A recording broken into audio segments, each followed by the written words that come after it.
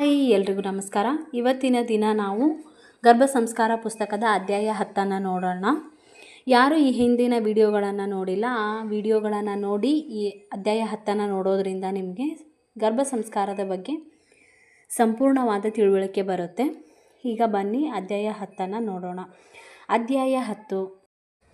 ಎಲ್ಲವನ್ನು ಕ್ಷಮಿಸಿ, ನಿಮ್ಮ ಹೃದಯವನ್ನು ಸ್ವಚ್ಛಗೊಳಿಸಿ.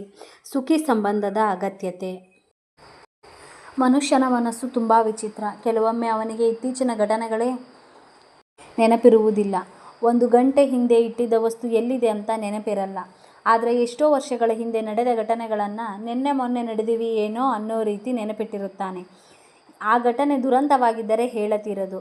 ಅದನ್ನು ದಿನವೂ ನೆನಪಿಸಿಕೊಳ್ಳುತ್ತಾ ನೋವಿನಲ್ಲಿ ಮುಳುಗಿಬಿಡುತ್ತಾನೆ. ಇದರಿಂದ ನಮ್ಮ ಭವಿಷ್ಯದ ಮಗುವಿಗೆ ತೊಂದರೆಯಾಗದಿರುವಂತೆ ಹೇಗೆ ಇರುವುದು ಎನ್ನುವುದನ್ನು ಗಾಯತ್ರಿಯವರು ಹೇಳಲು ಹೊರಟಿದ್ದಾರೆ. ಗಾಯತ್ರಿಯವರು ಮಧು, ನಿನ್ನ ಬಗ್ಗೆ ಹೆಮ್ಮೆ ಇದೆ. ಯಾಕಂದರೆ ನೀನು ನಿನ್ನ ದೃಷ್ಟಿಕೋನ ಬದಲಿಸಿ ನಕಾರಾತ್ಮಕತೆಯನ್ನು ಬಿಡುವ ನಿರ್ಧಾರ ತೆಗೆದುಕೊಂಡಿದ್ದೀಯಾ. ಇದು ನಿಮ್ಮಿಬ್ಬರಿಗೆ ಅಷ್ಟೇ ಅಲ್ಲ, ನಿಮ್ಮ ಮಗುವಿಗೂ ಸಹ ಮುಖ್ಯವಾಗಿದೆ. ಗರ್ಭದಲ್ಲಿರುವ ಮಗುವಿನ ಮೆದುಳಿನ ಬೆಳವಣಿಗೆಯು ಗರ್ಭಿಣಿ ಮಹಿಳೆಯ ಭಾವನೆಗಳು, ಆಲೋಚನೆಗಳು, ಆಹಾರ ಮತ್ತು ಪರಿಸರದೊಂದಿಗೆ ಸಂಬಂಧ ಹೊಂದಿರುತ್ತೆ ಎಂಬುದನ್ನು ಪ್ರತಿ ಮಹಿಳೆ ಅರ್ಥ ಮಾಡಿಕೊಳ್ಳಬೇಕು. ಅವಳು ಹೊಂದಿರುವ ಭಾವನೆಗಳು, ನೋಡುವ, ಕೇಳುವ ಮತ್ತು ಯೋಚಿಸುವ ಎಲ್ಲದರ ಮೇಲೆ ನೇರ ಪರಿಣಾಮ ಭ್ರೂಣದ ಮೇಲೆ ಬೀರುತ್ತದೆ. ಅವಳ ಭಾವನೆ ಸಾತ್ವಿಕವಾಗಿದ್ದರೆ ಮಗುವಿನ ಭಾವನೆಗಳು ಕೂಡ ಸಾತ್ವಿಕವಾಗಿರುತ್ತದೆ. ತಾಯಿಯಲ್ಲಿ ತಾಮಸಿಕ ವಿಚಾರವಿದ್ದರೆ ಮಗುವು ತಾಮಸಿಕ ವಿಚಾರ ಹೊಂದುತ್ತದೆ. ತಾಯಿ ಸೇಡು ತೀರಿಸಿಕೊಳ್ಳುವ ವಿಚಾರವಿದ್ದರೆ ಮಗುವು ಸೇಡು ತೀರಿಸಿಕೊಳ್ಳುವ ಭಾವನೆ ಹೊಂದುತ್ತದೆ. ತಾಯಿಯು ಎಷ್ಟು ಹೊತ್ತು ನಕಾರಾತ್ಮಕ ಭಾವನೆಯಲ್ಲಿರುತ್ತಾಳೆಯೋ, ಕೋಪ, ದ್ವೇಷವಿಟ್ಟುಕೊಂಡಿರುತ್ತಾಳೋ, ಸ್ವತಃ ನಿರಾಶೆ ಮತ್ತು ದುಃಖದಲ್ಲಿರುತ್ತಾಳೋ, ಅಷ್ಟು ಹೊತ್ತು ಭ್ರೂಣದ ಮೆದುಳಿನ ಬೆಳವಣಿಗೆಯು ನಿಧಾನವಾಗುತ್ತದೆ. ತಾಯಿ ಎಷ್ಟು ಸಂತೋಷದಿಂದ ಮತ್ತು ಸಕಾರಾತ್ಮಕ, ಸದ್ಗುಣಶೀಲ, ಸಾತ್ವಿಕ ಜೀವನ ನಡೆಸುತ್ತಾಳೋ, ಭ್ರೂಣದ ಮಾನಸಿಕ ಮತ್ತು ದೈಹಿಕ ಬೆಳವಣಿಗೆಯು ಅಷ್ಟೇ ಉತ್ತಮವಾಗಿರುತ್ತೆ. ನೇರವಾಗಿ ಅರ್ಥ ಮಾಡಿಕೊಳ್ಳಬೇಕಾದ ವಿಷಯವೇನೆಂದರೆ, ತಾಯಿಯ ಮನಸ್ಥಿತಿ ಇದ್ದಂತೆ ಮಗುವಿನ ಮನಸ್ಥಿತಿಯೂ ಇರುತ್ತೆ. ಹಾಗಾಗಿ ಮಗುವಿನ ಬೆಳವಣಿಗೆಯ ಮೇಲೆ ಪರಿಣಾಮ ಬೀರುವ ಯಾವುದೇ ವಿಷಯವನ್ನು ಮನಸ್ಸಿನಲ್ಲಿ ತಂದುಕೊಳ್ಳಬಾರದು. ಬಹಳ ಜಾಗರೂಕವಾಗಿರಿ.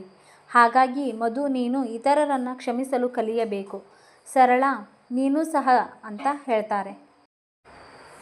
ಆಗ ಸರಳ ನಾನಾ ಅಂತ ಆಶ್ಚರ್ಯದಿಂದ ಕೇಳ್ತಾಳೆ. ಆಗ ಗಾಯತ್ರಿ ಆಂಟಿ, ನೀನು ನಿಮ್ಮ ಪೋಷಕರ ಬಗ್ಗೆ ಮತ್ತು ಒಡಹುಟ್ಟಿದವರ ಬಗ್ಗೆ ಬಹಳಷ್ಟು ನಕಾರಾತ್ಮಕ ಭಾವನೆಗಳನ್ನು ಹೊಂದಿದ್ದೀಯ. ಒಳ್ಳೆಯ ಪಾಲನೆ ನೀಡಿಲ್ಲ ಅಂತ. ನಿನ್ನ ಬಾಲ್ಯವು ನಿನ್ನ ವರ್ತಮಾನದ ಮೇಲೆ ಪ್ರಭಾವ ಬೀರುತ್ತಿದೆ. ಹಾಗಾಗಿ ನೀನು ವರ್ತಮಾನದ ಮೇಲೆ ಪೂರ್ಣತೆ ಭಾವನೆ ಹೊಂದಿಲ್ಲ. ಹೆಚ್ಚಿನದನ್ನು ಬಯಸುವುದರಿಂದ ಅತೃಪ್ತಳಾಗಿರುವೆ. ಇದು ಹಾಗೆಯೇ ಮುಂದುವರಿಯಬಹುದು ಎಂದು ಗಾಯತ್ರಿ ಆಂಟಿ ಹೇಳ್ತಾರೆ. ಆಗ ಸರಳ ತಲೆ ತಗ್ಗಿಸುತ್ತಾಳೆ. ಸರಳ, ಹಾಗಾದರೆ ನಾನು ಏನು ಮಾಡಬೇಕು ಆಂಟಿ ಅಂತ ಕೇಳ್ತಾಳೆ. ಕೆಲವೊಂದು ವಿಷಯಗಳು ಮನಸ್ಸಲ್ಲಿ ಜಮೆಯಾಗಿ ಬಿಟ್ಟಿವೆ, ಅವು ನನ್ನನ್ನು ಬಿಡಲೊಲ್ಲವು ಅಂತ ಹೇಳ್ತಾಳೆ. ಆಗ ಗಾಯತ್ರಿಯವರು, ಈಗ ನಿನಗೆ ಒಬ್ಬ ಮನುಷ್ಯ ಅವನು ಹೇಗಿದ್ದಾನೋ ಅವನು ಹಾಗೇಕಿದ್ದಾನೆ ಎಂದು ತಿಳಿದಿದೆಯಲ್ವಾ. ಅವನು ಹಾಗೆ ಇರಲು ಅನೇಕ ವಿಷಯಗಳು ಪ್ರಭಾವ ಬೀರಿರುತ್ತವೆ. ಪರಿಸರ, ಆನುವಂಶಿಕತೆ, ಕುಟುಂಬದ ಸಾಮೂಹಿಕ ಚಿಂತನೆ, ಅವನ ಹಿಂದಿನ ಸಂಸ್ಕಾರ ಇವೆಲ್ಲವೂ ಅವನನ್ನು ನಿಯಂತ್ರಿಸಿರುತ್ತವೆ. ಇದನ್ನು ತಿಳಿದುಕೊಂಡ ಮೇಲೆ ನೀನು ಅವರನ್ನು ಕ್ಷಮಿಸಬಹುದು. ಹಾಗೇನೇ ನಿನ್ನ ತಂದೆ ತಾಯಿ ಅವರಿಗೆ ಲಭ್ಯವಿರೋ ಸಂಪನ್ಮೂಲಗಳಿಂದ ತಮ್ಮ ಅತ್ಯುತ್ತಮವಾದ ಕೊಡುಗೆಯನ್ನು ನೀಡಿದ್ದಾರೆ. ನಿನ್ನ ದೃಷ್ಟಿಯಲ್ಲಿ ಅದು ಪೂರ್ಣಗೊಂಡಿಲ್ಲ. ನೀನು ಅದನ್ನು ಒಪ್ಪಿಕೋಬೇಕು. ನಿನ್ನ ಮನಸ್ಸಿನಲ್ಲಿ ಹೊಂದಿರೋ ಕೆಟ್ಟ ಭಾವನೆಯನ್ನು ಕ್ಷಮಿಸು. ಹಳೆಯ ವಿಷಯಗಳನ್ನು ಬಿಟ್ಟುಬಿಡು. ನಿನ್ನ ಭವಿಷ್ಯದ ಮಗುವಿನ ಮೇಲೆ ಬೀರೋ ನಕಾರಾತ್ಮಕ ಪರಿಣಾಮ ಬೀರುವ ಯಾವುದೇ ಕೆಟ್ಟದ್ದನ್ನು ನಿನ್ನೊಳಗೆ ಇಟ್ಟುಕೊಳ್ಳಬೇಡ ಎಂದು ಗಾಯತ್ರಿ ಆಂಟಿ ಹೇಳ್ತಾರೆ. ಆಗ ಸತೀಶ್, ಆಂಟಿ, ನಮ್ಮ ಜೀವನದಲ್ಲಿ ವರ್ತಮಾನದ ನೋವೇನೂ ಇಲ್ಲ. ಏನಿದ್ದರೂ ಹಳೆಯ ನೆನಪುಗಳಿಂದ ಸೃಷ್ಟಿಯಾಗುತ್ತಿವೆ. ಇವಳು ಹಳೆಯ ಜೀವನವನ್ನು ಬಿಟ್ಟು ಮುಂದೆ ಸಾಗಿದರೆ ಎಲ್ಲ ಸಮಸ್ಯೆಗಳು ಬಗೆಹರಿಯುತ್ತವೆ. ನಾವಿಬ್ಬರು ಸಂತೋಷವಾಗಿರುತ್ತೇವೆ. ಆಗ ಗಾಯತ್ರಿಯವರು, ಕೇವಲ ಸರಳ ಅಲ್ಲ, ಸತೀಶ್, ಮನೀಶ್, ನೀವು ಕೂಡ ಯಾರ ಮೇಲೂ ಕಿಂಚಿತ್ತೂ ಕೋಪ, ಕೆಟ್ಟ ಭಾವನೆ ಹೊಂದದೆ ಜನರನ್ನು ಕ್ಷಮಿಸಬೇಕು. ನಮ್ಮಿಂದ ಬೇರೆಯವರಿಗೆ ನೋವಾದರೆ ಕ್ಷಮೆ ಕೇಳಬೇಕು. ಹರಿಯುವ ನದಿ ಮಾತ್ರ ಸ್ವಚ್ಛವಾಗಿ ಉಳಿಯುತ್ತೆ. ಎಂಬುದು ನಿಮಗೂ ಗೊತ್ತು. ನದಿ ನಿಂತು ಬಿಟ್ಟರೆ ನೀರು ಸಂಗ್ರಹವಾಗಿ ವಿಷಪೂರಿತಗೊಂಡು ಅದು ಕುಡಿಯಲು ಯೋಗ್ಯವಿರುವುದಿಲ್ಲ. ಹೀಗೆ ನಮ್ಮ ಮನಸ್ಸು ಕೂಡ ಆಲೋಚನೆಗಳ ಹೊಳೆ ಹರಿಯುತ್ತಿರಬೇಕು. ಆದರೆ ನಾವು ಹಿಡಿದಿಟ್ಟುಕೊಳ್ಳುವ ಸಂಗತಿ ಅಲ್ಲಿಯೇ ಸಿಕ್ಕಿ ಹಾಕಿಕೊಂಡರೆ ಇಡೀ ಮನಸ್ಸು ಕಲುಷಿತಗೊಳ್ಳುತ್ತದೆ. ಆದ್ದರಿಂದ ನಾವು ಯಾರ ಬಗ್ಗೆ ಯಾವ ಭಾವನೆ ಹೊಂದಿದ್ದೀವಿ ಎಂಬುದನ್ನು ಪೂರ್ಣ ಪ್ರಜ್ಞೆಯಿಂದ ನೋಡಿಕೊಳ್ಳಬೇಕು. ಅವಳು ಹೀಗೆ ಮಾಡಿದಳು, ಅವನು ಹಾಗೆ ಮಾಡಿದ, ಅವನು ಹೀಗೆ ಹೇಳಿದಳು, ನಾನವನನ್ನು ಕ್ಷಮಿಸಲ್ಲ ಎಂಬುದು ನಿಮ್ಮ ಮನಸ್ಸಿನಲ್ಲಿ ಮಾನಸಿಕ ಒತ್ತಡ, ಅಡಚಣೆ ಉಂಟು ಮಾಡುತ್ತದೆ.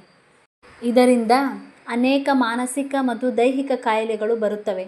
ಇವು ಭವಿಷ್ಯದ ಮಗುವಿಗೂ ಸಹ ವರ್ಗಾವಣೆಯಾಗುತ್ತವೆ. ನಮ್ಮ ಮನಸ್ಸು, ಬುದ್ಧಿ ಮತ್ತು ಭಾವನೆಗಳನ್ನು ಸ್ವಚ್ಛವಾಗಿ ಆರೋಗ್ಯವಾಗಿರಬೇಕಾದರೆ ಕ್ಷಮಿಸುವುದು, ನಮ್ಮ ತಪ್ಪುಗಳಿಗೆ ಕ್ಷಮೆ ಕೇಳುವುದು, ನಂತರ ಆ ವಿಷಯ ಮರೆತು ಬಿಡುವುದು ಬಹಳ ಮುಖ್ಯ. ಹಾಗೆ ಮಾಡಿದರೆ ಹಗುರವಾದಂತೆ ಅನುಭವವಾಗುತ್ತೆ. ಕೆಲವು ವರ್ಷಗಳಿಂದ ಒಳಗಿದ್ದುದನ್ನು ಹೊರತೆಗೆದಂತೆ ಆಗುತ್ತೆ. ಒತ್ತಡದಿಂದ ಮುಕ್ತರಾಗುತ್ತೀರಿ ಎಂದು ಹೇಳುತ್ತಾರೆ. ಆಗ ಮನೀಶ್, ಕ್ಷಮಿಸಿ ಬಿಡಬಹುದು, ಆದರೆ ಕ್ಷಮೆ ಹೇಗೆ ಕೇಳೋದು? ಎಲ್ಲರಿಂದಲೂ ಕ್ಷಮೆ ಕೇಳಲು ಆಗಲ್ಲ ಅಂತ ಹೇಳ್ತಾನೆ. ಆಗ ಗಾಯತ್ರಿಯವರು, ನಿಮಗೆ ಸಂಕೋಚವಿಲ್ಲದಿದ್ದರೆ ನೇರವಾಗಿ ಕ್ಷಮೆ ಕೇಳಬೇಕು. ನೇರವಾಗಿ ಕ್ಷಮೆ ಕೇಳಲು ಆಗದಿದ್ದರೆ ಕೆಲವೊಮ್ಮೆ ನಮ್ಮ ತಪ್ಪು ನಮಗೆ ನಂತರ ಅರಿವಾಗುತ್ತೆ. ಆ ಸಮಯದಲ್ಲಿ ನಮ್ಮ ಮನಸ್ಸಿನಲ್ಲಿ ಕ್ಷಮೆ ಯಾಚಿಸಬಹುದು ಮತ್ತು ಅವರನ್ನು ಕ್ಷಮಿಸಬಹುದು. ಹೀಗೆ ಮಾಡುವುದರಿಂದ ಸಂಬಂಧಗಳು ಸುಧಾರಿಸುತ್ತವೆ, ಸಮಸ್ಯೆ ಕೊನೆಗೊಳ್ಳುತ್ತವೆ, ಜೀವನದಲ್ಲಿ ಎಲ್ಲವೂ ಸುಲಭವಾಗಿ ಬರುತ್ತಿದೆ. ನಾನು ಆಂತರಿಕ ಶಾಂತಿ ಪಡೆಯುತ್ತಿದ್ದೇನೆ ಎನ್ನುವುದು ನಿಮಗೆ ಗೊತ್ತಾಗುತ್ತೆ. ನಿಮ್ಮ ಭವಿಷ್ಯದ ಮಗುವಿನ ಕಡೆಗೂ ತಲುಪುತ್ತದೆ. ಅದಕ್ಕೂ ಕ್ಷಮೆಯ ಸಂಸ್ಕಾರ ಸಿಗುತ್ತದೆ ಎಂದು ಹೇಳ್ತಾರೆ ಗಾಯತ್ರಿ ಆಂಟಿ. ಆಗ ಸರಳ, ಆಂಟಿ, ನೀವು ನನ್ನ ಕಣ್ಣುಗಳನ್ನು ತೆರೆಸಿದಿರಿ. ನನ್ನ ಕುಟುಂಬವನ್ನು ನನ್ನ ದೃಷ್ಟಿಕೋನದಿಂದಾನೇ ನೋಡಿದೆ, ಅವರ ದೃಷ್ಟಿಕೋನದಿಂದ ನೋಡಲೇ ಇಲ್ಲ. ಬಹುಶಃ ಆಗ ನಮಗಿಬ್ಬರೂ ಕಾನ್ಸೆಪ್ಟ್ ಇರಲಿಲ್ಲವೇನೋ. ನಾನು ಅವರನ್ನು ಕ್ಷಮಿಸಿದ್ದೇನೆ. ಹೀಗೆ ಮಾಡಿದ್ದರಿಂದ ತುಂಬ ಒಳ್ಳೆಯದನಿಸುತ್ತಿದೆ. ಮನಸ್ಸು ಕೂಡ ಹಗುರವಾಗಿದೆ ಅಂತ ಹೇಳ್ತಾಳೆ. ಆಗ ಸತೀಶ್ ಕೂಡ, ಆಂಟಿ, ನಾನು ಒಬ್ಬರ ಬಳಿ ನೇರವಾಗಿ ಕ್ಷಮೆ ಕೇಳಬೇಕು ಎಂದು ಹೇಳಿ ಮನೀಶ್ನನ್ನು ಕ್ಷಮೆ ಕೇಳ್ತಾನೆ. ನನ್ನ ಪಾರ್ಕಿಂಗ್ ಜಾಗದಲ್ಲಿ ಕಾರ್ ನಿಲ್ಲಿಸಿದಾಗ ನಿಮ್ಮ ಮೇಲೆ ಅನಗತ್ಯ ಕೋಪ ಬಂದಿತ್ತು. 2 ನಿಮಿಷ ಮಾತ್ರ ನಿಲ್ಲಿಸಿ ನಂತರ ಹೊರಡುತ್ತೇನೆ ಎಂದು ನೀವು ಹೇಳಿದರೂ ಸಹ ನನ್ನ ರಜೋಗುಣದ ಕಾರಣ ತಾಳ್ಮೆ ಇರಲಿಲ್ಲ, ಕ್ಷಮಿಸಿ ಎಂದು ಕೇಳ್ತಾನೆ. ಆಗ ಮನೀಶ್ ಕೂಡ, ನಾನು ಕೂಡ ಕ್ಷಮೆ ಕೇಳಬೇಕು. ನನ್ನ ತಮೋಗುಣದಿಂದಾಗಿ ಗಾಡಿಯನ್ನು ಪಾರ್ಕಿಂಗ್ಗೆ ತೆಗೆದುಕೊಂಡು ಹೋಗಲು ಸೋಮಾರಿತನ ಮಾಡಿದೆ. ನನ್ನನ್ನು ಕ್ಷಮಿಸು ಎಂದು ಸತೀಶ್ನ ಕೇಳ್ತಾನೆ.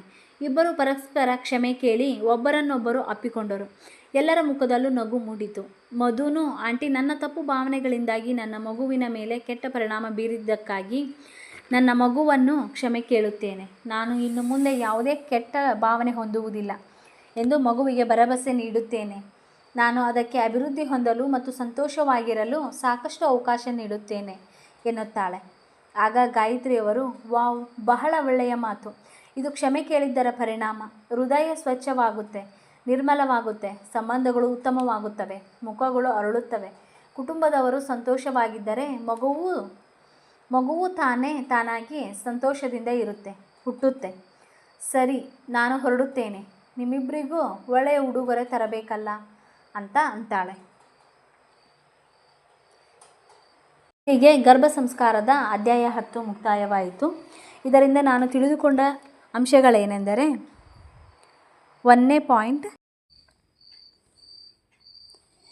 ಗರ್ಭದಲ್ಲಿರುವ ಮಗುವಿನ ಮೆದುಳಿನ ಮೇಲೆ ತಾಯಿಯ ಆಲೋಚನೆಗಳು, ಆಹಾರ ಮತ್ತು ಪರಿಸರದೊಂದಿಗೆ ಸಂಬಂಧ ಹೊಂದಿರುತ್ತೆ.